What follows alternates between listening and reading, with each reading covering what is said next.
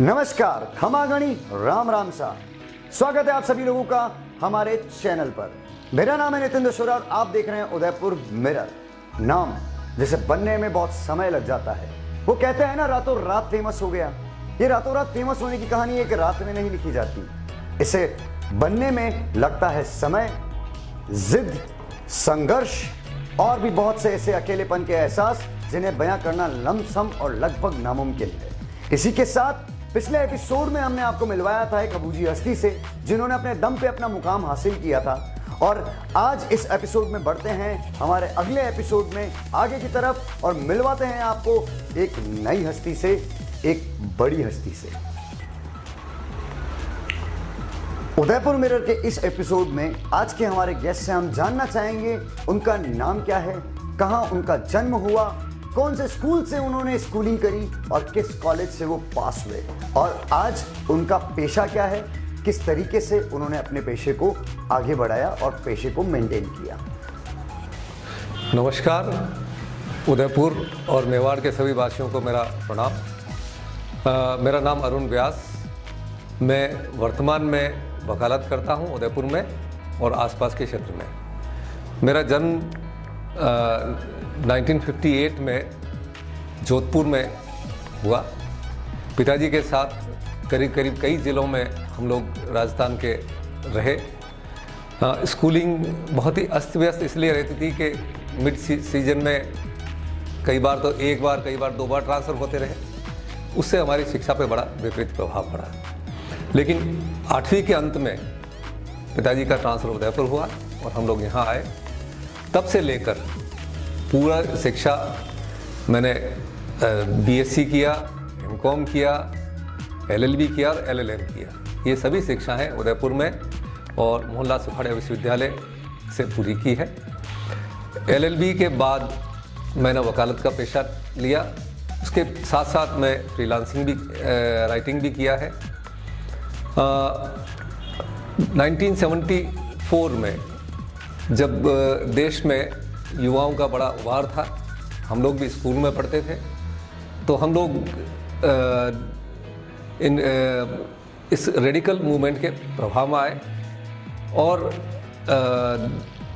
जो पूरा आंदोलन चल रहा था बिहार का, जयप्रकाश जी के नेतृत्व में, उनके साथ हम लोग शामिल हुए और बाद में छात्र युवा संघर्ष वाहिनी के सक्रिय कार्यकर्ता रहे।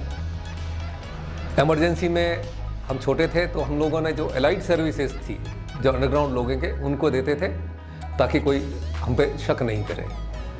लेकिन उसके बाद 77 में जब इमरजेंसी ख़त्म हुई और एक नवचेतना इस पूरे देश में व्याप्त हुई, तो हज़ारों हजार लोग, उसके पहले समाज के जो निचले तबके हैं, ग्राउंड रूट लेवल पे सबसे पहले जो सोच या तो भूदान ने की, या नक्सलवाड़ी आंदोलन ने की, या फिर ये जयप्रकाश नारायण जी के आंदोलन ने की, तो हज़ारों हजार लोग पूरे देश में अपने सब कैरियर को छोड़कर और समाज परिवर्तन की दिशा में आगे बढ़े और उसमें हम भी शामिल थे।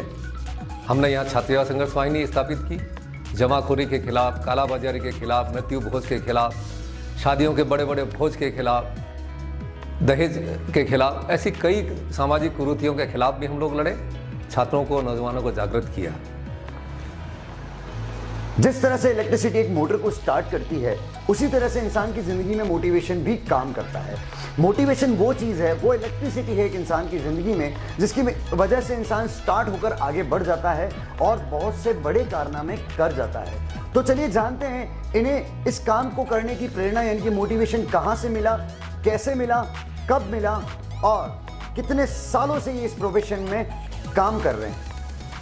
वकालत में आने का वैसे कोई इरादा हमारा था नहीं, लेकिन क्योंकि हम मूवमेंट में थे, फिर छात्र आंदोलन में आए, RDSF नामी एक संस्था यहाँ स्थापित की। उसके बाद मैं किसानों के बीच में कार्य करना शुरू किया, लेकिन आंदोलनों में हमेशा सत्ता जो है दमन करती है और केसेस लगाती है, और केसेस पे प्रशासन के लोग, बेईमान जो भ्रष्ट लोग हैं, वो उसकी आवाज़ को दबाना चाहते थे। तो हमारे पास पैसा था नहीं कि हम केसेस लड़ें।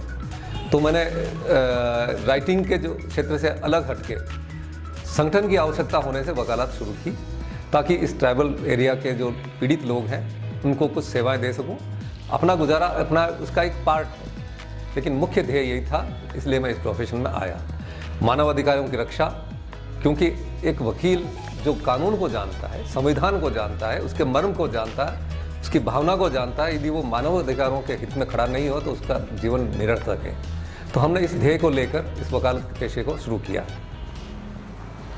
अगर इंसान की जिंदगी की तुलना अगर एक बाधा दौड़ से की जाए तो इसकी कोई अतिशयोक्ति नहीं होगी। जिस तरह से रेस ट्रैक होता है उसी तरह से इंसान की ज़िंदगी होती है और उसमें आने वाली बाधाएं वही बाधाएं होती हैं जिनकी वजह से इंसान आगे नहीं बढ़ पाता या कहीं ना कहीं रुक जाता है। तो इन्हीं बाधाओं को जानते हैं, यानी कि इनकी लाइफ में क्या हर्डल्स आई, किस तरह से इन्होंने उनको ओवरकम किया और क्या किया ऐसा जिसकी वजह से आज ये इस मुकाम पर पहुँच गए। देखिए, वकालत का पेशा बहुत टफ है। एक तो जीवन भर आपको विद्यार्थी रहना पड़ता है, रोज़ अध्ययन करना पड़ता है, कोई भी सरकारी सहायता इसमें मिलती नहीं है। तो जब हम लोग इस प्रोफेशन में आना शुरू किया तो समझ लीजिए कि हमारे पास कुछ था नहीं, घर में भी इतना स्थान नहीं था कि हम ऑफिस लगा सकें।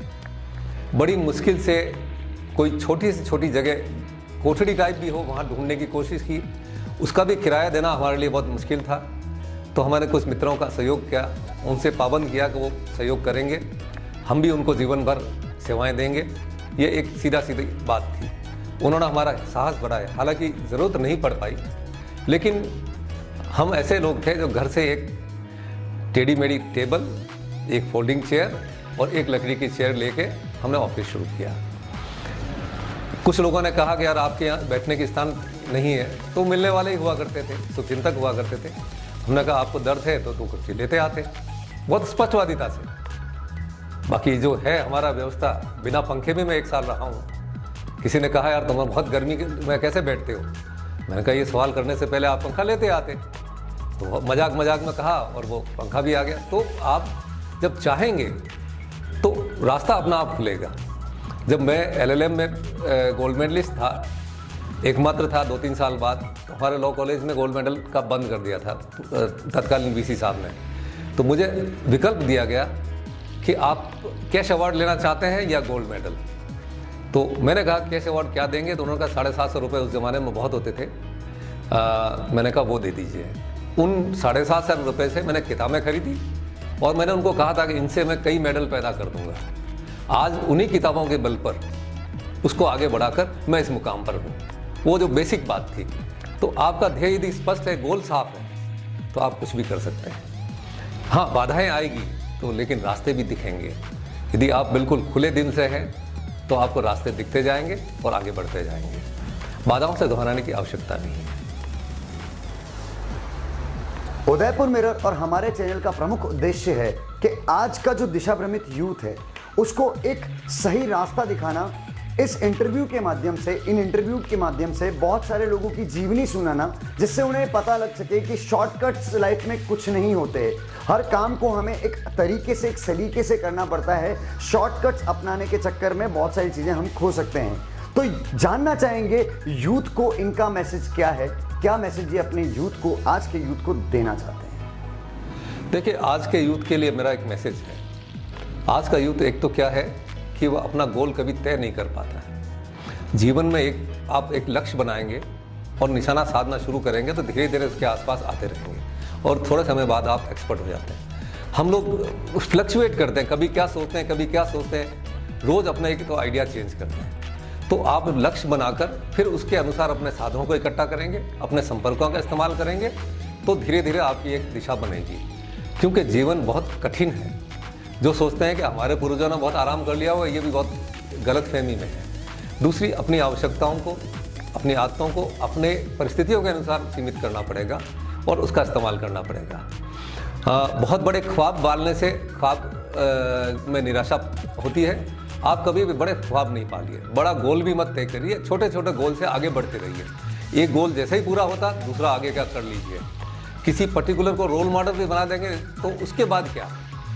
इसलिए रोल मॉडल भी ऐसा ही, आप हमेशा आगे से आगे अपने आप को बढ़ाते रहिए, तो ये जीवन चक्र जो है आपको बहुत ऊंचाइयों पर ले जाएगा।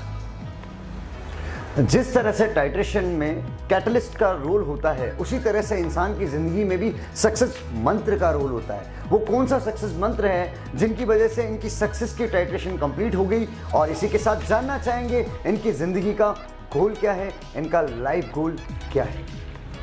देखिए, सक्सेस का जो मंत्र है, जो उसको मैं मानता हूँ, मेहनत, लगन।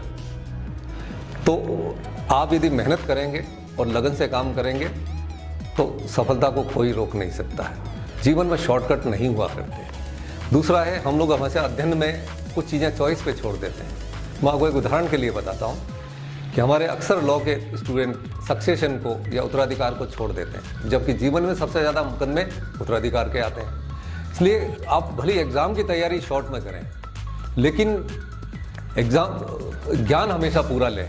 और एक सूत्र लिखा रहता हॉस्पिटल के अंदर कि ऑपरेशन में भी मेजर और minor, but anaesthesia should always be major. कि केस चाहे आपके पास छोटा हो या बड़ा हो, आपको तैयारी उसी ढंग से करनी चाहिए, चाहे वो बड़ा केस की तरह। अल्टीमेटली गोल, हमारा जीवन यदि लोगों को अपने अधिकार प्रदान करने में योगदान कर सके और इस देश के नौजवानों को और पीड़ित लोगों को यदि कोई राहत में हम कोई योगदान कर पाएँ, इससे बड़ा कोई सफलता का मंत्र नहीं हो सकता। ये मेरे लिए, किसी के लिए संपत्ति हो सकता है, शोहरत हो सकता है, लेकिन मेरा यही है कि पीड़ित, हाँ, जो सक्षम है, और क्योंकि हमारा भी खर्च होता है, हमारा भी इंफ्रास्ट्रक्चर है, लेकिन सक्षम लोगों की बात अलग है। कोई ऐसा आदमी जो वंचित है, जिसके पास कुछ नहीं है, वो न्याय से वंचित नहीं होगा, ये हमारा पक्का वायदा। हर इंसान की ज़िंदगी एक कहानी होती है, और कहानी मिलकर बनती है किस्सों से। पूरी ज़िंदगी एक किस्सा होती है। बहुत से अलग अलग किस्से होते हैं जिनके बारे में हम जानना चाहते हैं इनसे, लेकिन फिलहाल हम जानना चाहेंगे उस किस्से को जो ये हमसे शेयर करना चाहें, जो इनकी ज़िंदगी में बहुत इंपॉर्टेंस रखता है।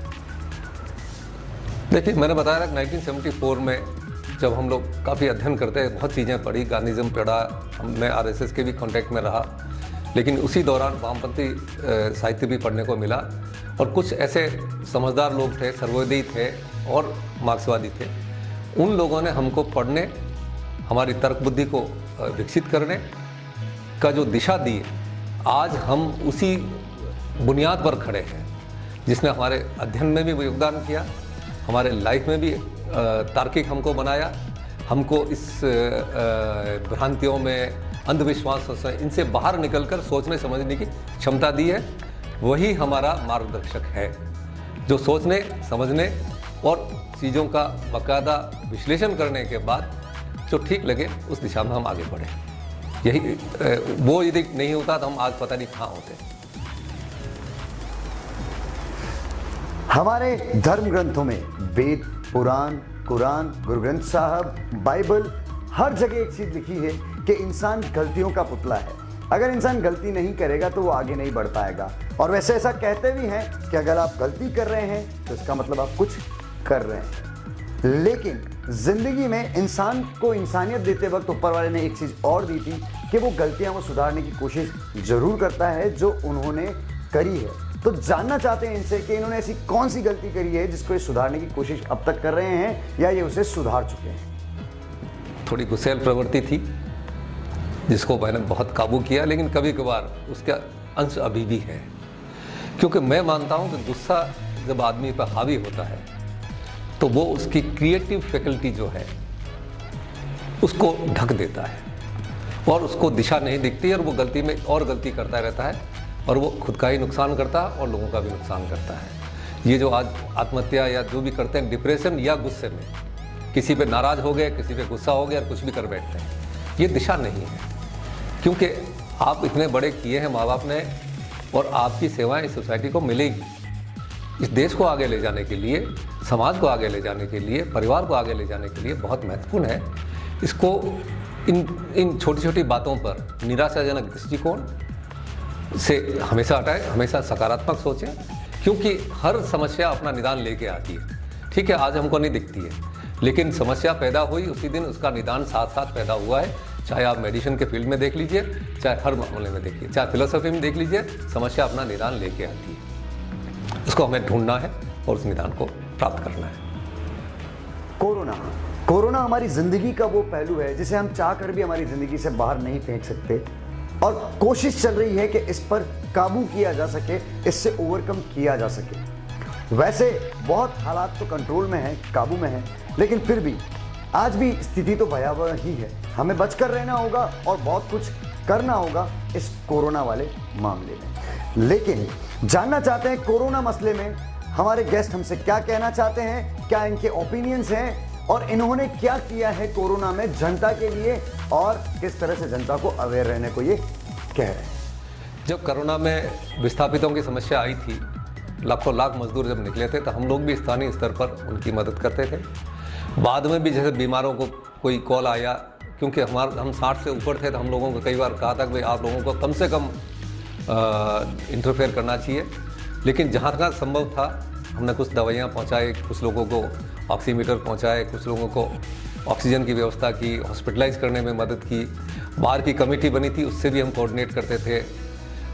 जो हमारे संपर्क रहे डॉक्टरों से, उनसे भी लोगों को मदद दिलाने के लिए कोशिश करते थे। और महामारी को महामारी के ढंग से लेना चाहिए। हम लोग या तो अति लापरवाह हो जाते हैं या अति मतलब बहुत ज़्यादा संकेत हो जाते हैं, या तो एकदम बिलों में घुस जाएंगे, एकदम बाहर निकल जाते हैं। ये दोनों ही एक्सट्रीम बिल्कुल गलत है। महामारी के बारे में अध्ययन भी करना चाहिए। हर कोई जो सलाह देता है कि ये दवाई ले लो, वो दवाई ले लो, ये कर दो, वो कर दो, तो नीम हकीमों के भरोसे रहने के बजाय आपको वैज्ञानिक जो आधार पर अभी तक का रिसर्च हुआ है उसके बारे में अध्ययन करना चाहिए। तो दोस्तों, उदयपुर मिरर की इस वीडियो को लास्ट तक देखने के लिए धन्यवाद। और मुझे पता है, मुझे अंदाजा है कि आप लोगों को इस वीडियो को देखकर एक प्रेरणा जरूर मिली होगी जो आपकी जिंदगी में आगे की तरफ बहुत काम आपके आने वाली है। तो यहां तक आप आ ही चुके हैं तो इस वीडियो को लाइक, शेयर और सब्सक्राइब जरूर करें। हमारे चैनल का वो जो घंटी वाला बटन है उसे जरूर दबा दें। और इसी के साथ मिलते हैं अगले एपिसोड में, अगली एक सेलिब्रिटी के साथ में, अगले एक इतिहासकार के साथ में, अगले एक बिजनेसमैन के साथ में, अगले कैमरामैन के साथ में। हो सकता है कि वो कोई भी हो। तो अगले एपिसोड को देखना ना भूलें। उदयपुर मिरर में नितिन दशोरा के साथ मिलते हैं अगले एपिसोड में।